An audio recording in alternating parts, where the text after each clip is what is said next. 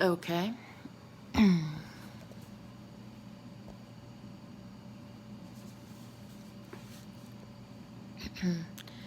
um, Still Breaking Danger, Chapter 1.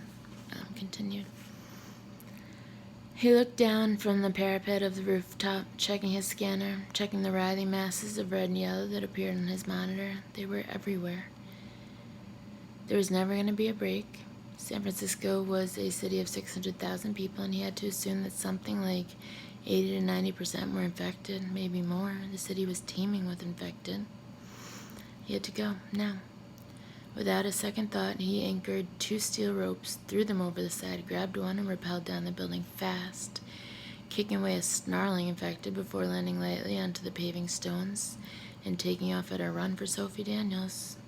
It was going to be a run for his life. On John's side was that he was a highly trained warrior and bristling with weapons, but he was one man in an area bristling with meat, tons of it. Looking down Beach Street, he could see at least 100 people, say an average of 80 kilograms a head. He was looking right now at 8,000 kilograms of lethally deranged humanity that could overwhelm him in an instant. The only thing that was going to save him was speed. At first, it was basically a slalom around the infected, at top speed. By the time motherfuckers realized he was coming, he was past them. He was at the corner of Beach and Jones, sorry to see the Buena Vista Cafe torched and charred when he had the first problem.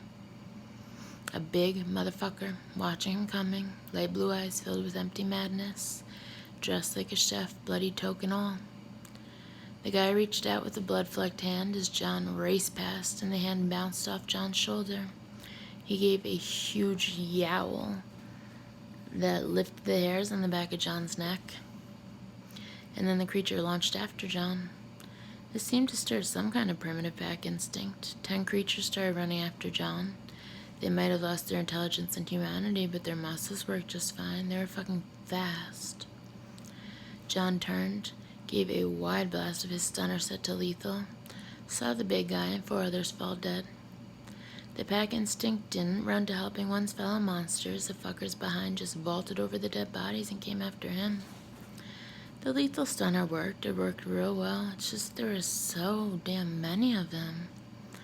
One of them reached out, hand sliding over the tough material of his armored jumpsuit. Damn. He was close now. Sophie Daniels' apartment building was across the street and 10 meters down.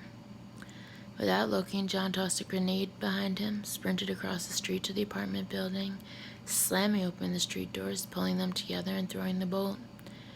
It held against the dozens of bodies that piled up against the glass doors. Most buildings had shatterproof glass in the doors, and John sure hoped the building was up to code, because the motherfuckers kept slamming against the now blood-smeared glass of the doors, bodies thumping, fists pounding, mouths gaping open, unearthly howls coming out of them. They looked astonished. They could see him but not touch him. One man bashed his face against the glass door so hard his teeth flew out of his mouth. They had lost the notion of glass. His skin crawled. Sophie Daniels lived on the 3rd floor. John moved fast, taking the stairs 3 at a time, grimly resolved. The stairs were slick with blood. The 3rd floor was miraculously clear. The building was a big one, and the corridor went right and left at the end. John rushed down, leaping over the corpses, counting doors. 312, 313, 314, 315. He looked at the lock. Oddly enough, it was a pretty good one. One it would take even him a minute to pick. He was vulnerable out here, damn it. He knocked softly on the door, put his mouth close. Dr. Daniels? Dr. Sophie Daniels? Silence. He pressed against it, knocking softly again. Sophie? Al sends me. It's John Ryan. She said she sent you an email? Oh, Christ. A loud sound around the corner at the end. A blood-flecked face peeked around the corner. A big guy dressed in a suit, now torn in tatters. When he saw John, he lifted his head and howled like a wolf. Goosebumps broke out all over John's body. The guy started coming at him at a run. Sophie! The rap was harder this time, still met by silence. John put his back to the door, took aim with his Glock 310, finger on the trigger, aiming at the neocortex, because he wanted the fucker to go down and stay down. Tunnel visioning, finger tightening, the infected barreling down the corridor, screaming. The door at his back opened. A hand grabbed him around the throat from behind and pulled. Taken off balance, still concentrated on the shot, John stumbled into the room, his shot gouging a hole in the wall next to the infected who kept on coming. He fell down onto something soft, warm, fragrant. John kicked his booted foot forward, slamming the door closed. The snick of the automatic lock sounded just as he heard a heavy body hitting the door. Safe. Safe in some soft aromatic place with a beautiful woman. He turned over. He found himself on top of a woman with a heart-shaped face surrounded by a cloud of dark hair. Her skin was pale in the darkened room, but glowed in the dim light. Dark blue eyes, a small straight nose, soft pillowy lips. A face that was etched in his mind since he'd seen her photograph back in Haven among a list of scientists and test subjects who'd been kidnapped. The idea of her in the hands of Arca Pharmaceutical, which had tried to have him, Mac, Nick, Catherine, and Elle killed, had haunted his thoughts. Sophie Daniels, he said to the woman underneath him. She was pale, but all of a sudden her face turned rosy with a blush, because something else was happening totally out of his control. The adrenaline of the chase and the hunt had given him a hard-on, a combat boner big as a house, and she could feel every inch of it. Chapter 2. San Francisco Beach Street. Sophie peeked out from between her blinds at the violent chaos below. Her instinct coming from the deepest part of her was to shut them again and block everything out. But she was a scientist, and every single thing she learned about this infection and the infected was useful. It was easy to hate the creatures below. They were worse than animals. Animals went into feeding frenzies only when starving. They did it for food, for survival. The creatures crawling and running and biting and clawing below her window on Beach Street were motivated by some kind of insane, mindless lust for violence. Not hunger, not territoriality, not dominance, sheer, mindless rage. But they'd been people once, and not long ago either. Only a week ago, before the security goons of Arca came for her, she'd been looking down onto Beach Street just as she was now. She often people watched from her window. Tourists and locals blended happily on her street. The tourists distinctive for their outlandish dress, broad grins, and sunburned foreheads. Many of them had just come from the Buena Vista Club down the street and had downed a couple too many delicious Irish coffees. They'd been taken, all of them, taken away somewhere, leaving behind these monstrous carapaces that had nothing to do with the souls that had inhabited them. The world was burning. What kept her going? What kept her from falling into the blackest pit of despair? Was that maybe, just maybe, some could be saved. Some small corner of the world could remain human. So she recorded, watched, observed, took notes, noting hemorrhaging times, reflexes, reactions, what triggered the highest ferocity, how fast they ran, how impervious they were to pain, how they died, how they survived.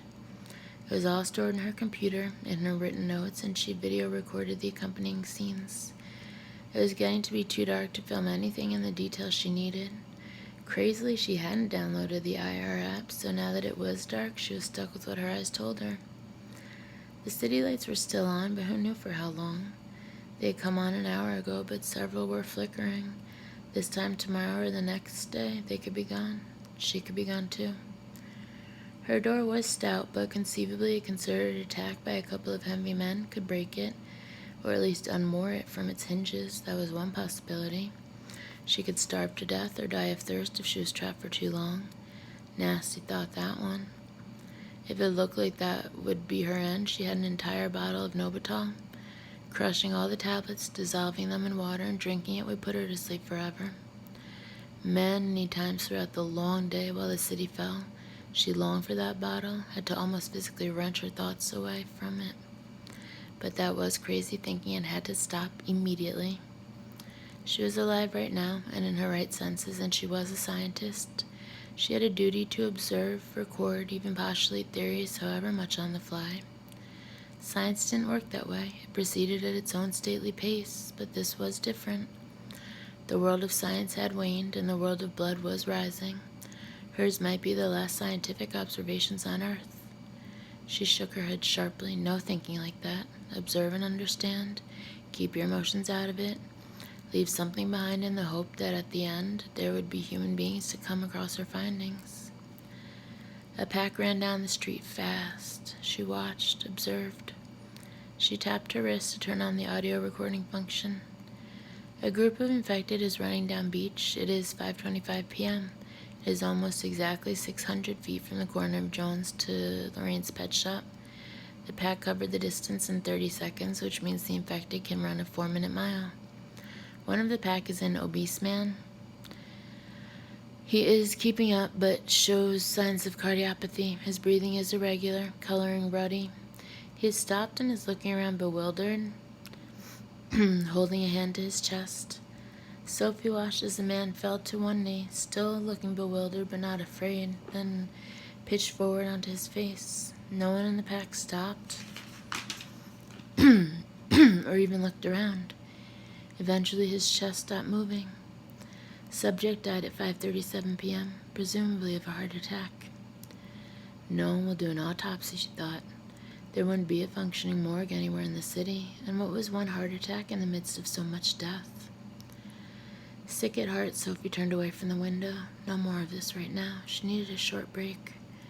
Watching the world go mad outside her window all day was breaking her heart, her spirit. There was another factor. She was a healer, had been all her life.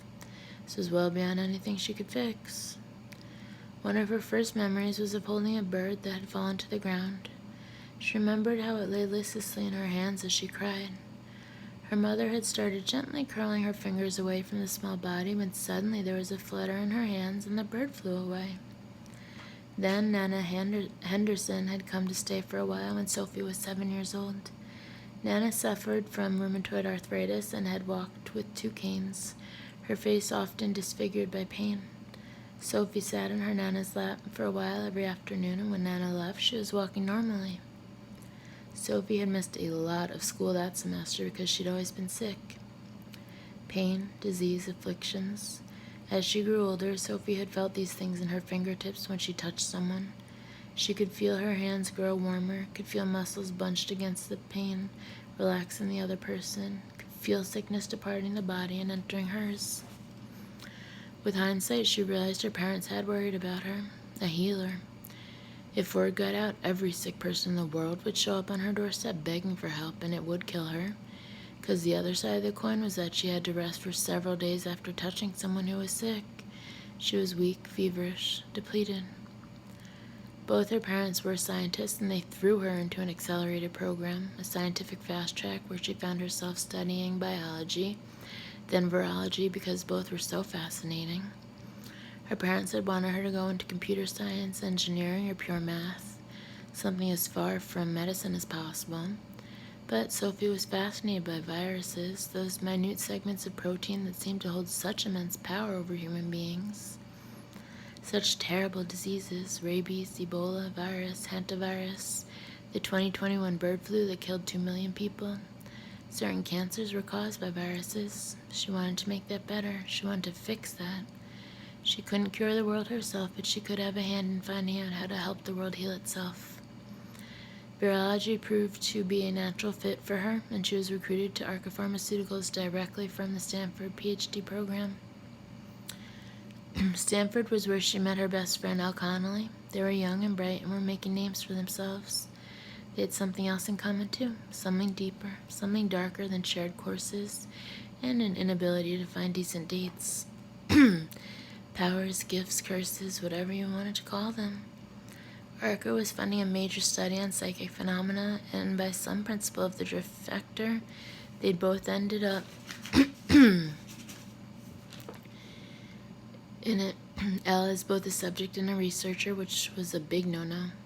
There were a lot of no-nos in the program, it turned out, including human sacrifice. Research subjects were disappearing, and it just so happened that the ones who were disappearing were the most gifted with extrasensory powers. Those were the ones who ended up in an enormous black hole, nowhere to be found. She was piecing together what was happening when they came for her. Men in black, in the night, just like in a hollow movie, only for real. When they came, she had managed to get a call to L to warn her. She hacked into the computer of the head of Arca Pharmaceuticals, Dr. Charles Lee, and read with horror about a virus he had been bioengineering, a virus designed to enhance warriors, only he was having trouble keeping the enhanced soldiers on this side of sane. Then he'd taken some of the test subjects from the study on psychic phenomena, injected them with the virus, and harvested their brains. From the notes Sophie had read, he'd liked what he'd seen, so he upped the dosage. There had been some animal tests with bonobos, a peaceable breed of primate. The virus turned them into killing machines. She knew then that she had to get her hands on the virus. When they came for her and locked her up in the underground test lab, she looked for an opening, any opening at all, to escape, to get her hands on the virus. But by that time, the virus, rendered insanely virulent, had escaped from Arca's control and spread to the employees in the Arca skyscraper. It turned out she didn't need for one of the men in black to glance in the other direction or let down his guard.